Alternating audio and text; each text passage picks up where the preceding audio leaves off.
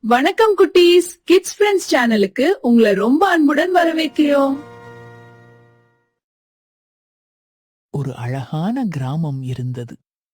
அந்த கிராமத்தில் மிதுன் என்ற ஒரு குட்டிப் பையன் தன் அம்மா அப்பா உடன் வாழ்ந்து வந்தான். மிதுனுக்கு அதிகாலையில் எழுந்திருப்பது பிடிக்கவே பிடிக்காது.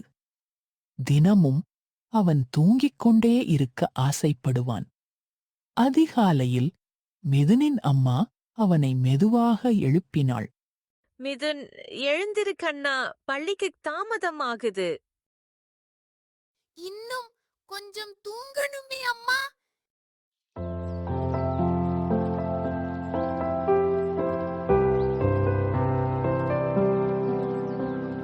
மிதுன் தினமும் தாமதமாக எழுவதால் பள்ளிக்கும் அடிக்கடி தாமதமாகச் செல்வது வழக்கமாக இருந்தது.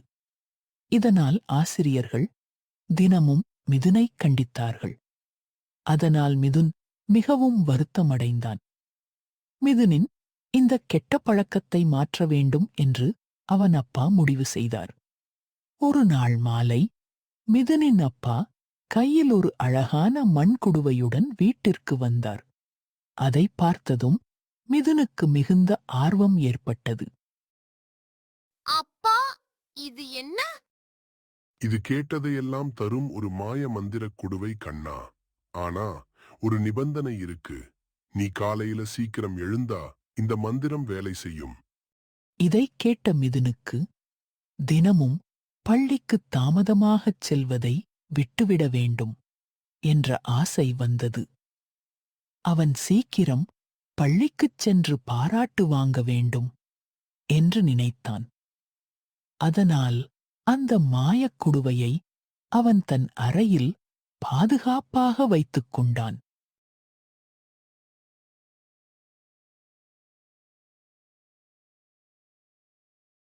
அடுத்த நாள் காலை மிதுன் சீக்கிரமாக எழுந்து பள்ளிக்குச் சென்றான். அவனை பார்த்த ஆசிரியர்கள் மிதுனை பாராட்டினார்கள்.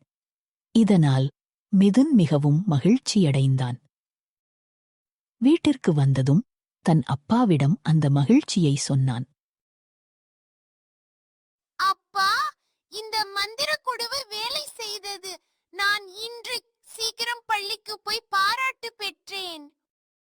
கண்ணா, மந்திரம் குடுவையில் இல்லை, உன் மனசில்தான் இருக்கு. நீ காலையில சீக்கிரம் எழுந்ததால்தான் பள்ளிக்கு சீக்கிரம் போய் பாராட்டு பெற்றாய். இதே மாதிரி தினமும் செய்தால் தினமும் நீ பாராட்டு பெறுவாய். ஒரு நாள் போகி பொங்கல் காலை வந்தது. அந்த நாள் முழு கிராமமும் கொண்டாட்டத்தில் இருந்தது. அதிகாலையில் மிதுனின் அம்மா அவனை அழைத்தாள். மிதுன், எழுந்திரு கண்ணா, இன்று போகி பொங்கல். பழைய பொருட்களையெல்லாம் போகிதியில் போடணும். உன்னிடம் இருக்கிற பழைய பொருட்களை கொண்டு வா. என்னிடம் பழைய பொருட்கள் எதுவும் இல்லையே அம்மா. கண்ணா, போகி பொங்கல் என்றால் பழைய பொருட்களை எரிப்பது மட்டுமல்ல, பழைய கெட்ட பழக்கங்களை விட்டுவிட்டு நல்ல பழக்கங்களை தொடங்கும் நாள்தான் போகி பொங்கல்.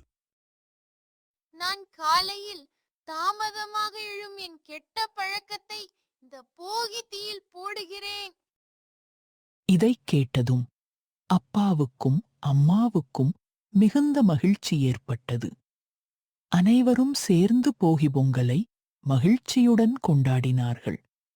அனைவருக்கும் போகி பொங்கல் நல்வாழ்த்துக்கள். இந்த கதை உங்களுக்கு பிடிச்சிருந்தா லைக் பண்ணுங்க, ஷேர் பண்ணுங்க, சப்ஸ்கிரைப் பண்ண மறக்காதீங்க நண்பர்களே.